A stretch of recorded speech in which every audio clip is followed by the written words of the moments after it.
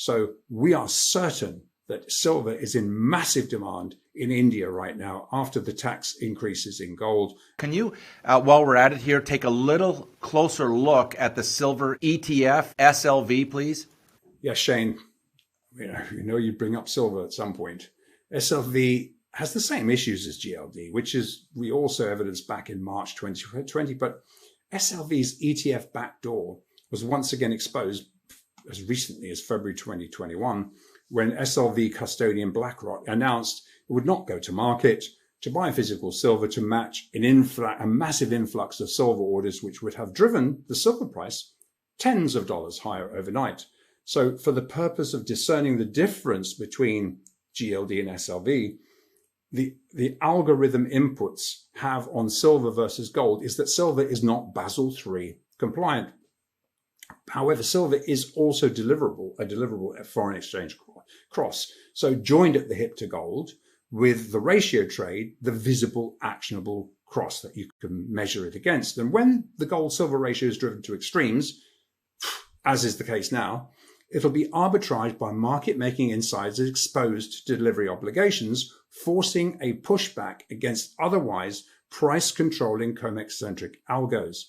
So we are certain that silver is in massive demand in India right now after the tax increases in gold. Yes, smuggling has increased from the 30 tons a month to what we believe is closer to 100 tons right now to fulfill the oil trade, the Russia oil discount trade.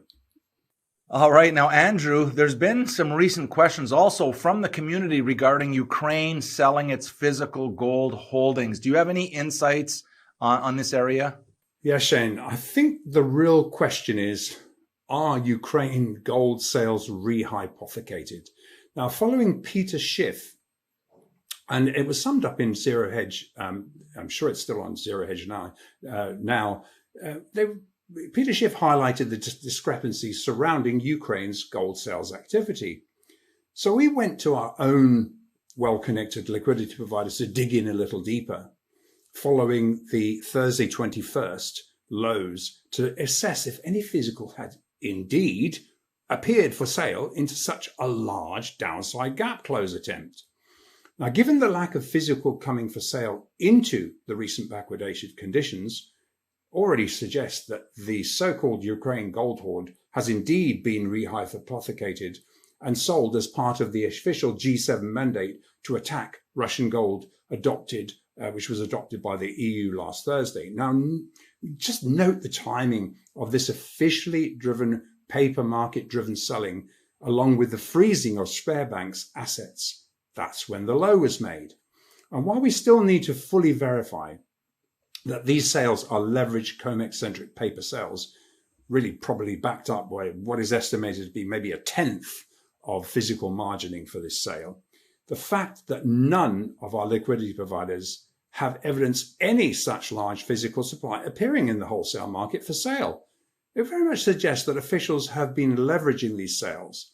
This also jives with a degree of expanding futures backwardations extending to as large as $3.65 per ounce for gold on last Thursday into the lows. If there was any size of physical coming to market, these backwardated spreads would be eliminated, or indeed futures would be in contango, i.e. trading where they should be as a futures contract, reflecting carry costs, etc., at a higher price.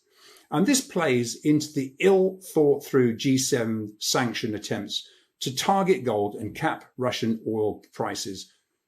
They're both going to backfire. Selling paper gold to depreciate gold is going to result in a major backfire on the G7 countries backing this risky, unbacked gold bet.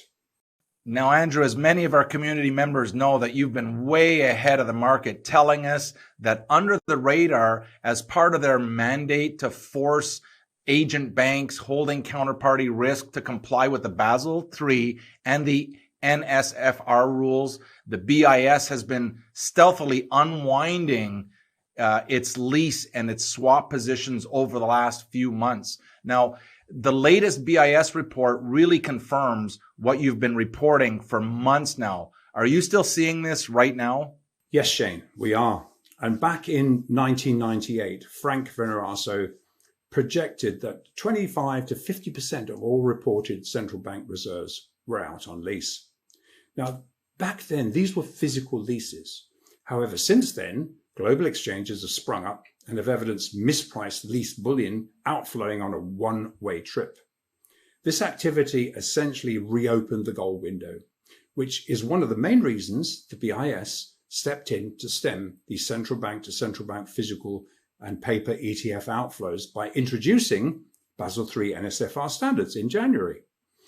Notably, concurrent with Basel III NSFR legislation, the closing of BIS swaps and leases that we've been reporting as accelerating over the last few months is now becoming evident.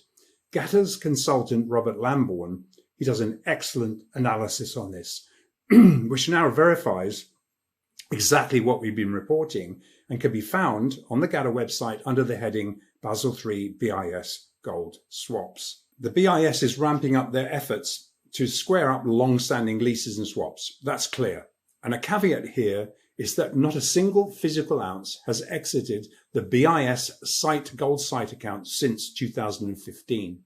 The swap and lease liabilities were laid on the balance sheet of the agent bullion banks who have gold accounts with the Bank of England. And while these efforts accelerate, any residual leases or swaps can be cash settled into a gold revaluation price reset.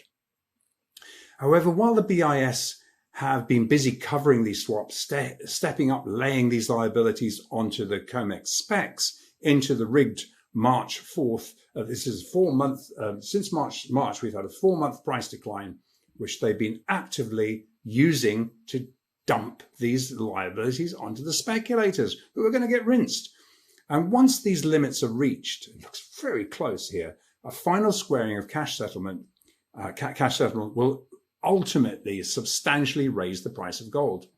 Now, while derivative gold will be cash settled with a keystroke entry, it's important to know that we think the CME LBMA alliance will allow COMEX gold to rise to protect this massive cash cow. It's the tricked in naked short speculators who will lose their entire margin positions overnight, naked short, and set into an overnight revaluation. Now, it could be unlimited liability here, not just what you bet, but unlimited liability if you go bid only and there's nobody there to sell.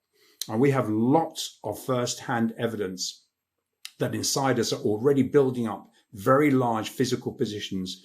And it will also be long and strong foreign exchange gold into a black swan event, or in the case of a planned price reset, whichever happens first. One of these things is going to happen. The only question is, and I know we always end up with leave on this note, how much physical gold and silver do you own, guys?